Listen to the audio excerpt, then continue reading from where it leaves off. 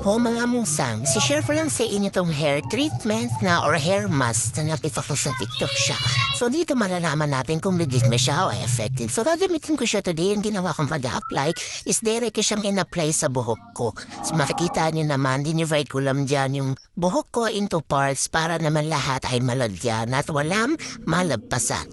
So dito, ayan, inabot-habot ko lang siya ng treatment hanggang sa lahat ay malagyan ko mismo ng hair mask. So ang gagawin ko dyan is bababad ko lang muna siya ng in 5 to 6 minutes habang ako nag-aasikaso ng aking pagliko.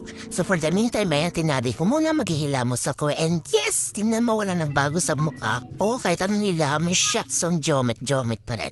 So ayan nga, panikus-kus lang ako, kuskus lang. And then later, makikita natin kung ang nature niya kapag ka binanlawan na natin. So eto, ang ginawa kong pagbabanlaw, sinum ko na kasi baka mamaya may makita kayong tahumay, hindi na kayo manood, nakakahiya naman. So kita niyo naman ang shiny at bagsak ng baksak. So effective talaga siya. And then lately, ititry up na natin siya. So ayan, susuklay-suklayin muna natin. Kaysa nyo guys, walang hasalit, tuloy-tuloy lang ang hawot, walang buhol. So, i-recommend ko talagang gamitin to para maayos yung buhok nyo ha.